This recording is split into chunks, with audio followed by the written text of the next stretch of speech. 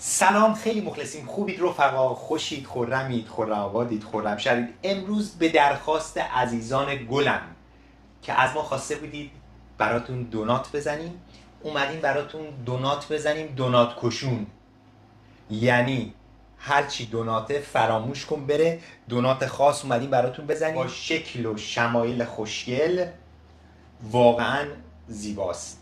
بدون جذب، تو بگو قطره روغن، قطره روغن سبک. فقط بیا این ور بازار نگاه کن، چقدر لطیف، چقدر زیبا. پفکی، ابری، پشمکی، هرچی بگید در داخل این دونات موجوده. بزن وردار برو، با ما همراه باشید ببینیم میخوایم چیکار بکنیم، چیکار میخوایم بکنیم، چیکار میخوام بکنم امشب. بزن بریم تهیه‌اش. برای شروع دوستای خوبه توی خونه، من اینجا 250 گرم آرد نونپزی دارم. آردی که من استفاده میکنم آرد پروتئین 12% هست. بهتون نشون بدم پروتئینش تقریبا بالا آردمون. و 4 گرم پودر خمیرمایه فوری، 35 گرم شکر اضافه میکنیم، یه هم میزنیم موادو. 160 گرم شیر دارم. دمای شیرتون سرد باشه خیلی خوبه و تخم مرغتون هم سرد باشه. درجه از یخچال بیارید، تخم مرغ رو میشکنید تو شیر. این یه عدد، این 2 عدد. تخم مرغ هم تو شیر اینجا من باز میکنم.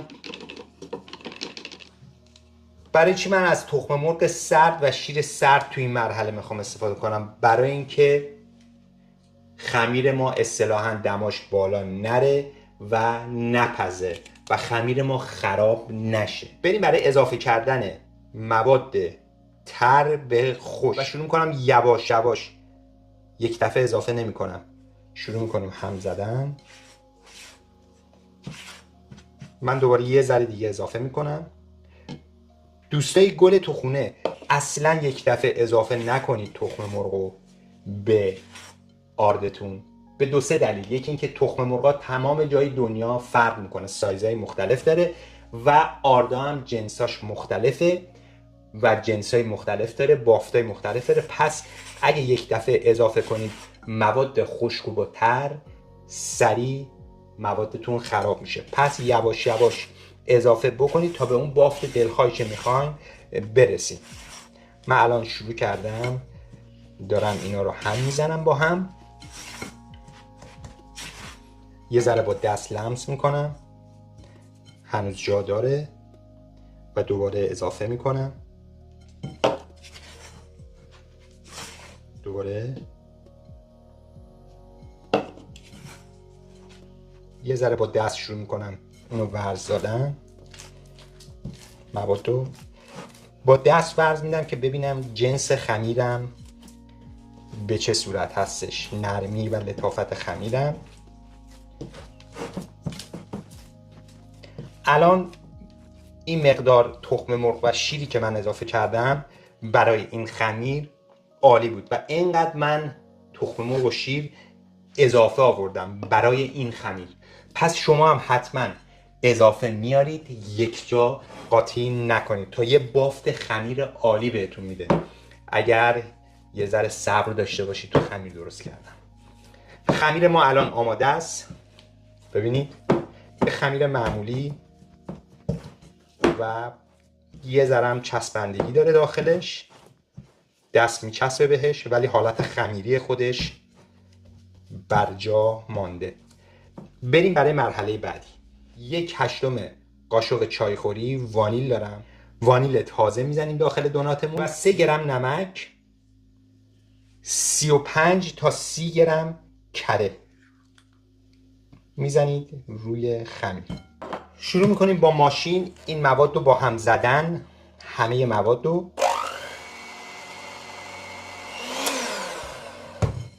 دوستای گل، ما الان بعد از 5 دقیقه هم زدن بافت خمیر رو من میخوام به شما نشون بدم.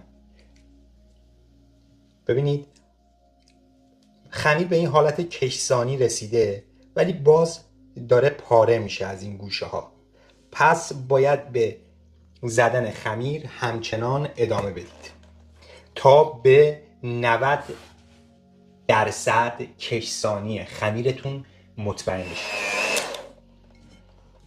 بعد از تقریباً 5-6 دقیقه من هم زدم، خمیر من به این حالت رسید. ببینید دوستان، راحت کش میاد. ببینید مثل آدامس.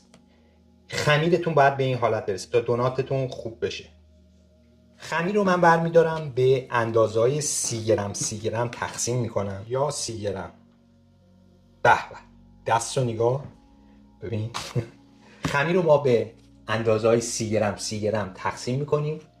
شما اگر کاری دارید انجام بدید، ما برمیگردیم. قبل از اینکه من خمیرا رو گرد کنم، یه سینی آماده کردم، کفش آرد پاچیدم و خمیرا رو شروع میکنم رو میز کارم. قشنگ اینا رو گرد میکنید. اگه تهش هم ترک خورد، اینجوری با یه بشکون خمیراتون رو جمع میکنید، میذارید روی آرداتون. خمیراتون رو سعی کنید گرد در بیارید. شکل دوناتتون خیلی خوشگل‌تر میشه.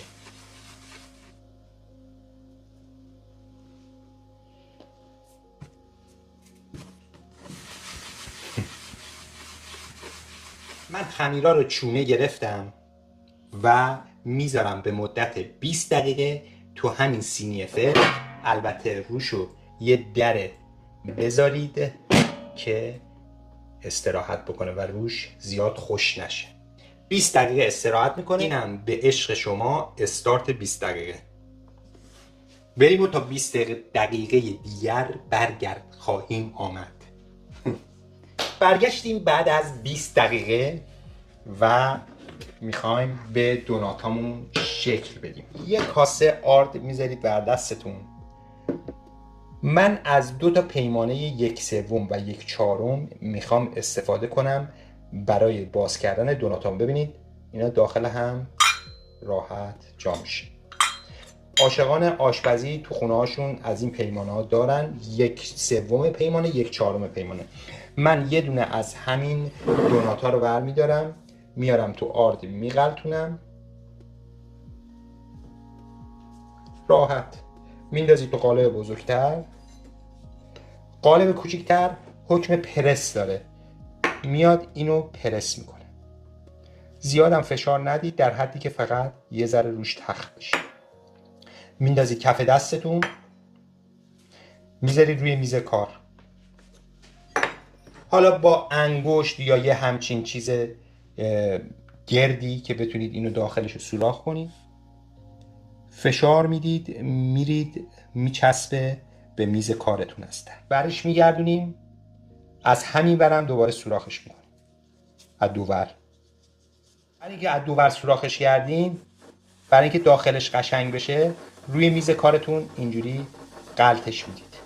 به همین راحتی. چقدر خوشگل و زیبا شد. رو آرد روشو میگیرید، مثل این قطعات تاریخی رو پیدا میکنم مال 3000 سال پیش، با این برسا روش میکشن. او مال زمان اشکانیانه. من یه دونه از این کاغذهای شیرین‌پزی رو برداشتم، به قطعات کوچیک تقسیم بندی کردم. این دوناتمو میندازم روش، انتقالش میدم به سینی کار. تمام. چقدر جذاب شد از همین الان. بقیه رو ما سوراخ بکنیم و برگردیم. دوناتامون رو ما قالب گیری کردیم، بسیارم زیبا و خوشگل شد. در دوناتا رو میذاریم تا حجمشون 2 برابر بشه. البته بستگی به دمای محیط داره، شاید یه جایی نیم ساعته 2 برابر شد، شاید یه جایی 1 ساعته. بذاریم 2 برابر بشو، برگردیم برای سرخ کردنشون که بزنیم به بدن. بریم برای سرخ کردن دوناتای خوشگلمون. آقا این دوناتا رو من با همین کاغذها آوردم. یه دونه از همین وسیله‌های ملاقه مانندی که شبیه آبکشه بذارید ور دستتون.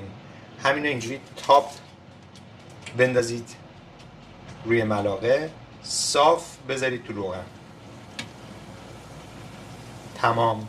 دمای روغن رو 160 تا 170 درجه است.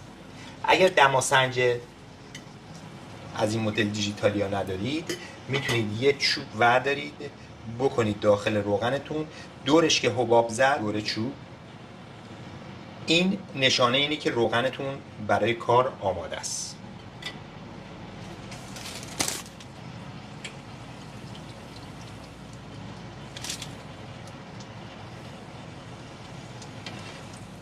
عجب دوناتایی شد، چقدر خوشگل و یک اندازه و دقیق و مهندسی.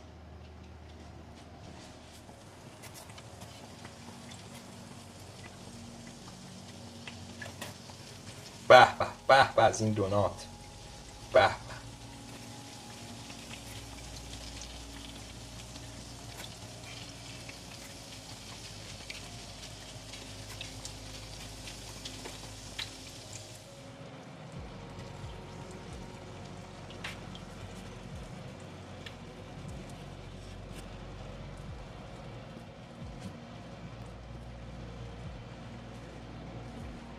اگر بخواید شکل و شمایل خوشگل و فرمش رو حفظ کنه دوناتاتون، حتما موقع سرخ کردن خیلی خوب سرخش کنید و روش هم باید حالت مخملی بشه و کریسپی.